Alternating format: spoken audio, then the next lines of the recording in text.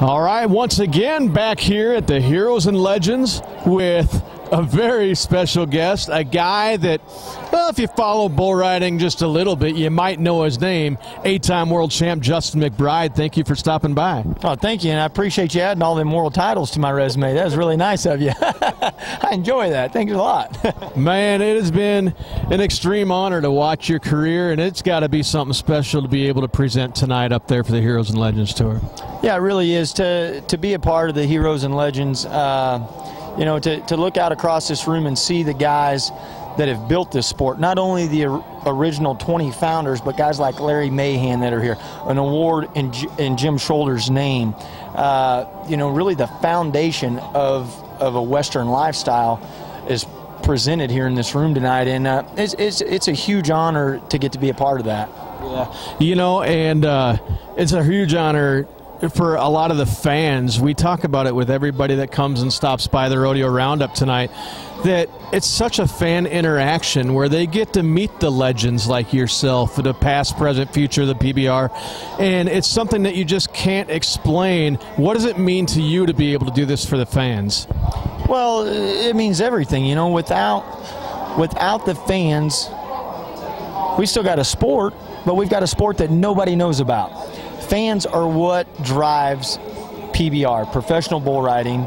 It is the fans that make it happen. And I put up our fans against any sports fans in the world because we have the most diehard, dedicated, appreciative fans that are out there.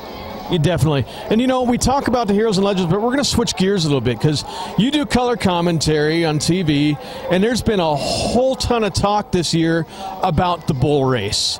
Man, Bushwhacker and Asteroid, fantastic. It's going to come to a coin flip, I believe, by the end of the weekend. But what do you look for, and what do you think everybody's looking for the world title for the Buck and Bull between those two? Well, I think first and foremost, people need to understand that we're looking at possibly the two greatest bulls of all time. And you know, there's been special bulls in the past. We honored a bull named Dillinger tonight that was a very special bull. You know, there's been Little Yellow Jacket, Bodacious, Red Rock, all these special bulls in the past. But I think the unique thing about this year is we're seeing two of those type of bulls go head-to-head. That's something that you don't see very often. I mean, these are once-in-a-lifetime caliber of bulls, and we're seeing two of them in the same season. We've got a ton of great bulls, but they just came around at a bad time because it's down to two bulls, in my opinion, and that's Bushwhacker and Asteroid. They're both so special. You know, I think you give the edge to Bushwhacker because he's a lot calmer. In the chute, once the rider's off of him, he's really calm. And that allows him to take great care of himself physically. Asteroid, on the other hand, he's so amped up, he's ready for that chute gate to open, and after the ride's over, he crashes in to the back pins, and he risks injury doing that. So I think you give Bushwhacker the edge just because he can take better care of himself physically. Sure, and we switch gears from the world champ race of the Buck and Bull to one that's retiring. What a fantastic career for Chicken on a Chain. It's going to be something special in Thomas and Mack Center on the night that he bucks out, and it's going to mean a lot for you guys as the cowboys and competitors as well. Yeah, Chicken on a Chain, when we talk about our fans and the fans driving this sport, Chicken on a Chain has been a huge part of that over the last several years. This is a bull that people show up to watch the bull. They buy a ticket to come watch Chicken on a Chain, not just a favorite rider or a cowboy make a good ride. They're showing up to watch this bull. I was fortunate enough to be the first guy to ride Chicken on a Chain in Auburn Hills, Michigan. And I tell you, a big part of the reason I was able to ride that bull is because I was so scared going into it. He was and still is to this day. He's lost his step and his capability once the gate opens, but he's such a dominating presence that he has. He's a great, big, huge bull, big horns, you know, he used to be really mean.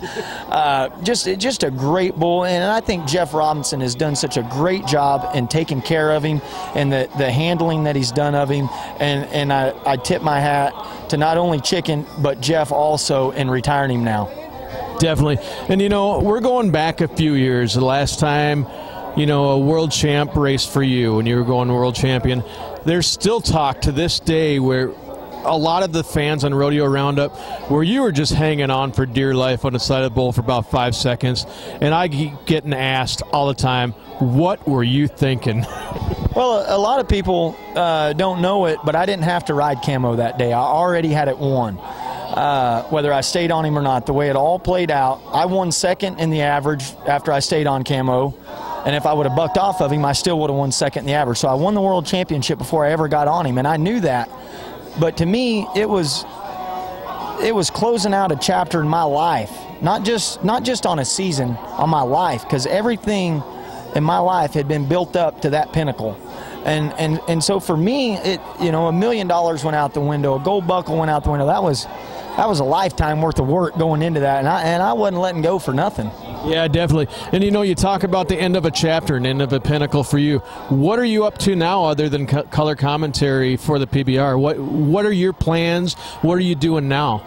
Well, I've got 2 wonderful kids, my wife and I do, and that's a full-time job right there. But luckily for me, I have a wife that is not only a great wife but a great mother. And so when I'm not at home with them, I'm out doing the color commentary, as you mentioned, which I really enjoy doing. And Craig Hummer, he makes it easy for us OX bull riders to sound halfway intelligent.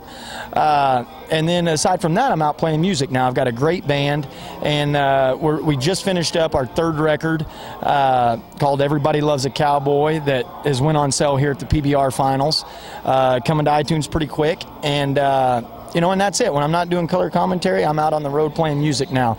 Been going out and doing shows with one of my favorite singers in the whole world, Daryl Singletary, and it's been something that's a lot of fun for me to get to go out and sing about a lifestyle that I've loved so much, and to bring that to people.